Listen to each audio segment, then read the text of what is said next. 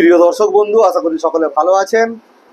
সদ্য চাকরিহারা শিক্ষক শিক্ষিকা শিক্ষাকর্মীদের একাংশকে নিয়ে প্রতিবাদ ধিক্কার মিছিলের আয়োজন শাসক দলের পক্ষ থেকে মেদিনীপুর শহরের রাস্তায় শুক্রবার বিকেল 5টা নাগাদ, যেখানে United teaching and non teaching forum 2016 এবং একই সাথে যেখানে রয়েছে মেদিনীপুর শহর যুব তৃণমূল কংগ্রেস এবং তৃণমূল ছাত্র পরিষদ, যৌথ ব্যানারে যৌথ উদ্যোগে চাকরিহারা শিক্ষক শিক্ষিকা শিক্ষাকর্মী সকলকে নিয়ে মেদিনীপুর শহরের বিদ্যাসাগর হল থেকে এই ধিক্কার প্রতিবাদ মিছিল বের হয়। লক্ষ্য বিজেপি ও সিপিএম। তাদের দাবি, বিজেপি ও সিপিএম এর যৌথ ষড়যন্ত্রে এই 26,000 শিক্ষক শিক্ষিকার চাকরি গিয়েছে। তাই তাদের প্রতিবাদে এই কাণ্ডে বিজেপি ও সিপিএমকে ধিক্কার জানিয়ে এই প্রতিবাদ মিছিল বের হলো শুক্রবার বিকেল 5টা নাগাদ মেদিনীপুর শহরের রাস্তায়। শুনুন পুরো বিষয় নিয়ে যুবনেতা নির্মল্য চক্রবর্তী ওনার বক্তব্য। আমাদের আজকের মিছিল আপনারা সকলেই জানেন, যেভাবে সিপিএম এবং বিজেপি চক্রান্ত করে এবং তাদের যথাসম্ভব অর্থ উকিল প্রয়োগ করে যেভাবে রাজ্য সরকারকে তৃণমূল কংগ্রেসকে রাজনৈতিকভাবে অপদস্থ করতে না পেরে তার সরকারি কর্মচারীদের বিরুদ্ধে, বিশেষ করে শিক্ষক শিক্ষিকাদের বিরুদ্ধে হাইকোর্ট তারপরে সুপ্রিম কোর্ট থেকে যেভাবে অমানবিক রায়, আমরা অমানবিক কেন বলছি তার কারণ, যারা পশ্চিমবঙ্গে এই শিক্ষক শিক্ষিকা শিক্ষাকর্মীরা কাজ করছেন তাদের পরিবার আছেন, তাদের ছোট ছোট ছেলে মেয়েরা আছেন। তাই আমরা বলছি সুপ্রিম কোর্টের এই অমানবিক রায় আমরা এটা মানছি না এবং আমাদের বাংলার মুখ্যমন্ত্রী মমতা বন্দ্যোপাধ্যায় সমস্ত শিক্ষক শিক্ষিকা এই 26,000 এবং শিক্ষাকর্মীদের উদ্দেশ্যে বলেছেন প্রাণ থাকতে কারোর চাকরি তিনি যেতে দেবেন না। সুতরাং আমরা শিক্ষক শিক্ষিকাদের কাছে অনুরোধ করব, কোনো রাজনৈতিক ষড়যন্ত্রে পা দেবেন না, কোনো রাজনৈতিক প্ররোচনায় পা দেবেন না।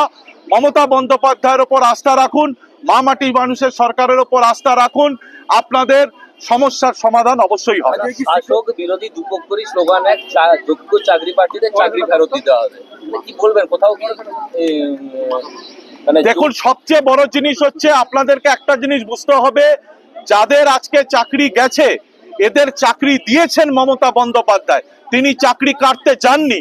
যারা চাকরি খেকো বিজেপি এবং সিপিএম এর ষড়যন্ত্র, যাদেরকে আমরা চাকরি খেকো বলছি, তারা আজকে আবারও বলছে যে পিটিশন রাজ্য সরকারের পক্ষ থেকে ফাইল করার জন্য বলা হচ্ছে সেখানে সিপিএম এর বিকাশ ভট্টাচার্য চাকরি খেকো, তিনি বলছেন তার প্রতিবাদ তিনি সুপ্রিম কোর্টে করবেন। আমরা তো বুঝতে পারছি না মানুষের চাকরি, তাদের পেটের, তাদের পরিবারের কথা না ভেবে এরা কি বিরোধিতা করার চেষ্টা করছে। আমাদের এটা নিয়ে সরব আমাদেরকে হতে হবেই, সামগ্রিক পশ্চিমবঙ্গের সকল মানুষকে এটা নিয়ে সরব হতে হবে, বিরোধীদের এই চক্রান্ত বরখাস্ত করতে হবে। আগামী আমরা আজকে যতজনকে পেরেছি, যাদেরকে খবর দিতে আমরা পেরেছি, আমরা তাদেরকে চেয়েছিলাম, তারা স্বেচ্ছায় আমাদের সাথে আজকে পায়ে হেঁটেছেন, তারাও স্লোগান তুলেছেন যে চাকরি হারা দিদির সাথে দিদির পাশে। যুবনেতা নির্মল্য চক্রবর্তী ওনার বক্তব্য শুনলেন। এবার শুনুন শিক্ষকরা কি জানাচ্ছেন এই বিষয়ে। আজকের মিছিলটা হচ্ছে মাননীয় মুখ্যমন্ত্রী মমতা ব্যানার্জি আমাদের প্রতি যে সহানুভূতিশীল মনোভাব দেখিয়েছেন, আমরা ওনার প্রতি খুবই আস্থাশীল।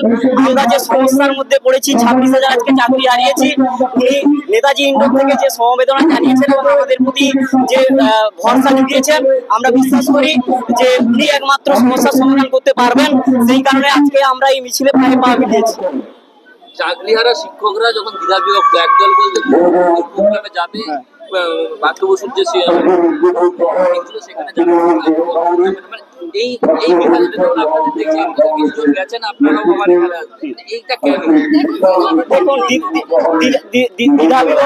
ব্যাপারটা হচ্ছে গিয়ে একটা বাচ্চা যদি বাবা মায়ের কাছে পিটুনি খায়, সে তখন কিন্তু দাদু বা দিদার কাছে আশ্রয় নেওয়ার জন্য ছুটে যায়। ঠিক আছে, এখানে আমরা দেখছি যে বাম এবং বিজেপি মিলে যেভাবে চক্রান্ত করে আমাদের সার্ভিস গুলোকে, মানে আজকে 6 বছর সার্ভিস করার পরে যেভাবে আমাদের পেছনে লেগেছেন এবং আমাদেরকে টার্মিনেট করার জন্য মানে ব্যতিব্যস্ত হয়ে পড়েছেন। সেই জায়গায় একমাত্র মানবিক মুখ্যমন্ত্রী মমতা ব্যানার্জি আমাদের প্রতি আস্থাশীল দেখিয়েছেন যে সার্ভিসটা মানে আমরা কন্টিনিউ করতে পারবো। সেই আশা বলতে যে শাসক দলের নেতৃত্বের তত্ত্বাবধানে চাকরি হারাতে হয়েছে তাদের, সেখানে কি আপনি মনে করেন যে পুরোপুরি নির্দোষ? তৃণমূল কংগ্রেস পুরোপুরি ভাবে নির্দোষ, ঠিক আছে। আমার বিশ্বাস দায়ী কাদেরকে দিচ্ছেন আপনি? তাই এখানে একটা গভীর চক্রান্ত হয়েছে। কারা করেছে? বিরোধী দলে যারা রয়েছেন তারাই চক্রান্ত করে। আমি যদি বলি, দেখুন যখন পার্থ চট্টোপাধ্যায়ের বাড়িতে টাকা উদ্ধার হয় তখন বলা হলো যে এটা শিক্ষা, আমি চাকরি সংক্রান্ত বলছি, তখনই চক্রান্তের শুরু হয়েছে। আমি এখানে ওপেন ফোরামে বলছি যে বলা হয়েছে শিক্ষা সংক্রান্ত দুর্নীতির টাকা। কেউ প্রমাণ করতে পারবেন যে আমরা টাকা দিয়ে সার্ভিস পেয়েছি? আজকে হাইকোর্ট, মহামান্য হাইকোর্ট বা মহামান্য সুপ্রিম কোর্ট টাকা ফেরত দিতে বলেছে, সেক্ষেত্রে কি বলবেন? মহামান্য সুপ্রিম কোর্ট তাদের টাকা ফেরত দিতে বলেছেন, কি বলেছেন এখনো কিন্তু সেভাবে ক্ল্যারিফাই করেননি। আমরা সকলেই যোগ্য, আমরা প্রত্যেকেই এখানে পরীক্ষা দিয়েছি, প্রত্যেকটা ধাপ কমপ্লিট করে কিন্তু আমরা পরীক্ষায় বসেছি এবং প্রত্যেকটা ধাপ কমপ্লিট করে এসেছি। কোনো একটা ধাপ কমপ্লিট করিনি এরকম নয়, ঠিক আছে। এই কারণে আমরা সকলেই আমরা এখানে যোগ্য। 26,000 আজকে সবের দাবি দেওয়া এক, আমাদের সার্ভিস ফিরিয়ে দিতে হবে। হ্যাঁ, না আমরা মান্যতা দিচ্ছি না, কখনোই নয়। কারণ সুপ্রিম কোর্ট পর্যন্ত মান্যতা দেয়নি, তারা টেম্পটেড এবং আনটেম্পটেড সেখানে চিহ্নিত করতে পারেনি। সেখানে যেভাবে অপপ্রচার চালানো হচ্ছে এটা টোটালি ফেক, টোটালি ভুল। আমার নাম হচ্ছে ব্রজদুলালগিরি, কুড়গুড়িপালা হাই স্কুল, কুড়গুড়িপালা হাই স্কুল, ভূগোলগিরি। আমরা প্রত্যেকে সুপ্রিম কোর্টে হিয়ারিংটা যখন চলছিল, একমাত্র আমরা দেখেছি বিকাশ ভট্টাচার্য বলেছিলেন পুরো প্যানেল বাতিল করার জন্য। তাহলে আমরা কেন বলবো না যে বিকাশ ভট্টাচার্য কালো হাত ভেঙে দাও, গুড়িয়ে দাও? উনি তো চক্রান্ত করেছেন। আজকে 26,000 চাকরিটা শুধু বাতিল হয়েছে বাম বিজেপির চক্রান্তে। অভিজিৎ গঙ্গোপাধ্যায় যে রায় আমাদের এগেনস্টে দিয়েছিলেন, সেই রায়টা বাতিল হয়ে গেছে সুপ্রিম কোর্টে। উনি তো আমাদের টার্মিনেট করেছিলেন প্রথমে 4,500-কে, তারপরে সেই রায় তো সুপ্রিম কোর্টে বাতিল হয়েছে। তাহলে কোথাও না কোথাও আজকে বোঝা যাচ্ছে বাম বিজেপির এটা চক্রান্ত। মানে কি অভিজিৎ গঙ্গোপাধ্যায় রায়টা ঠিক ছিল? অভিজিৎ গঙ্গোপাধ্যায় রায়টা সুপ্রিম কোর্টে খারিজ হয়েছে, উনি একটা ভুল রায় দিয়েছিলেন। উনি কখনো প্যানেল এক্সপায়ার হওয়ার পরে কোনোদিন কোনো রিট পিটিশন গ্রহণযোগ্য হয় না কোর্টের কাছে। কি করে অভিজিৎ গঙ্গোপাধ্যায় রিট পিটিশনটা গ্রহণযোগ্য করলেন কি করে ওখানে? এটা আইনের বিরুদ্ধে।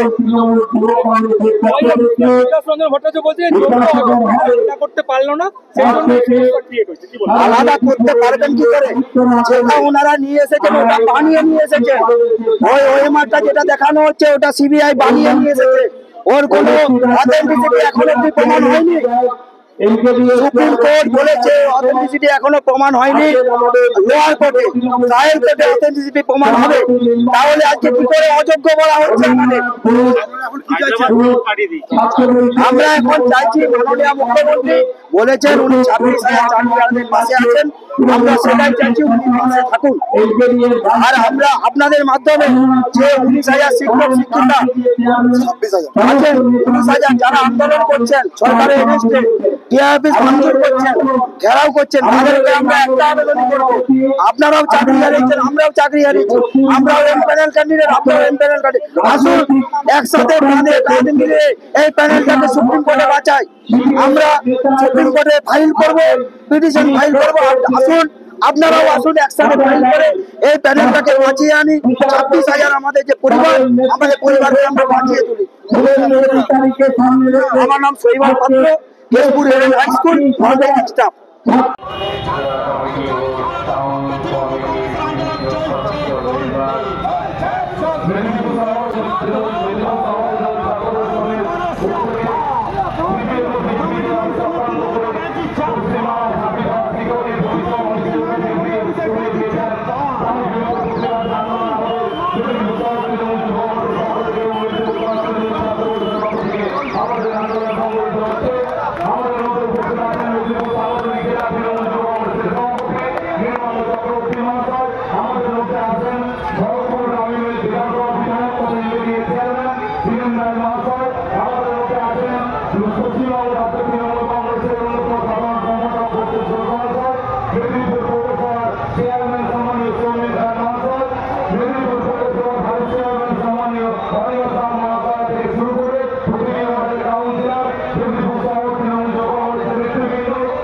সকল